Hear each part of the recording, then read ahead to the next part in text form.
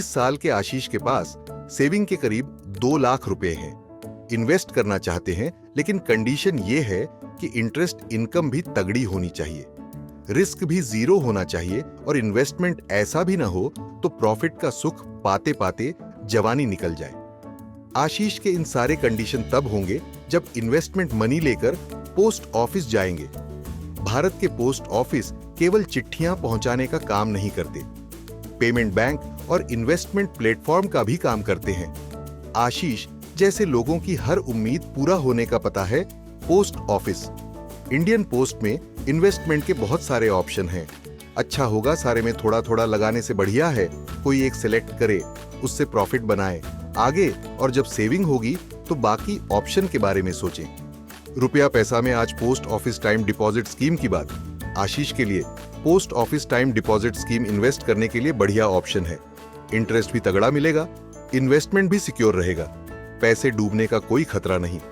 दूसरा बड़ा बेनिफिट है कि पत्नी पूजा के साथ ज्वाइंट अकाउंट खोलकर भी आशीष इन्वेस्ट कर सकते हैं। 10 साल प्लस वाले बच्चे का भी अकाउंट खुलता है। पोस्ट ऑफिस टीडी स्कीम में 6.9% से लेकर 7.5% तक रिटर्न मिलता है, जो बैंक एफडी से थोड़ा ज्यादा ही होगा। जरूरी नहीं कि लाखों रुपए से शुरुआत करें। अकाउंट खोलने के लिए 1000 भी काफी है। मैक्सिमम इन्वेस्टमेंट की कोई लिमिट नहीं है। आशीष को 2 लाख इन्वेस्ट करने हैं तो समझिए उनके लिए कैलकुलेटर से क्या निकलता है।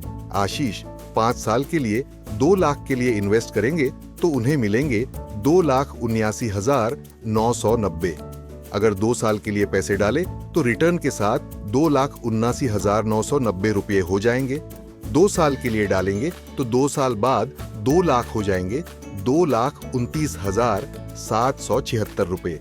शुरुआती रेट ऑफ इंटरेस्ट 6.9% से शुरू होता है, लेकिन ये तब मिलेगा जब एक ही साल के लिए पैसा डालेंगे।